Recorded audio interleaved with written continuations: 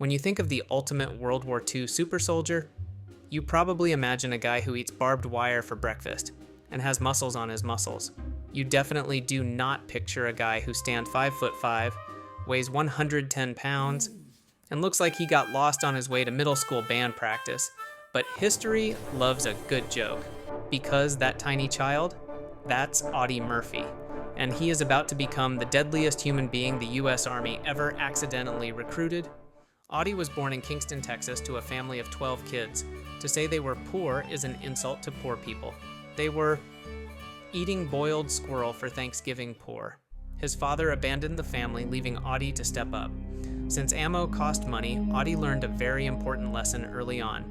If you shoot, you better not miss, because if you miss, nobody eats. So he became a sniper out of pure starvation. When World War II kicked off, Audie rushed to enlist.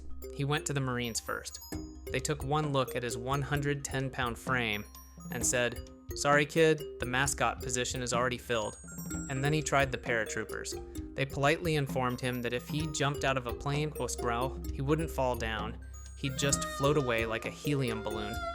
Finally, the Army infantry, who have never had high standards, said, "Hey, we'll take him. We need someone to catch bullets."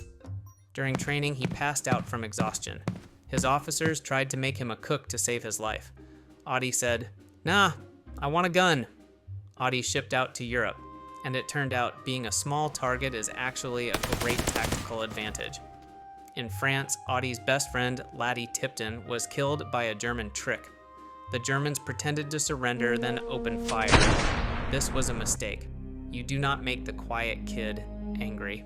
Audie went full John Wick. He grabbed a German machine gun, stormed the hill alone, and wiped out the entire nest. The Army promoted him to lieutenant, mostly because they were terrified of what he'd do if they didn't. But the real craziness happened at the Colmar Pocket. It's January 1945. There is 3 feet of snow. 6 Tiger tanks and 250 German soldiers were forwarding toward their position. Audie ordered his men to retreat, but he stayed behind. Why? Because he saw a burning American tank destroyer and thought, hey, that looks like a great spot for a nap. He climbed on top of the burning tank, grabbed the .50 caliber machine gun, and started mowing down the entire German army by himself. He was on the field telephone with artillery command the whole time.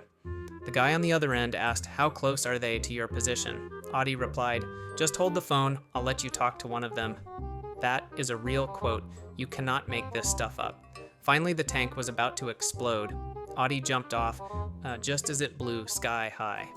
He came home a national hero. James Cagney invited him to Hollywood. He starred in a movie about his own life. And get this, the director had to cut scenes out. Why? Because Audie's actual life was so unbelievable. Audiences wouldn't think it was real. So remember, it's not about the size of the dog in the fight. It's about whether the dog is Audie Murphy. Run.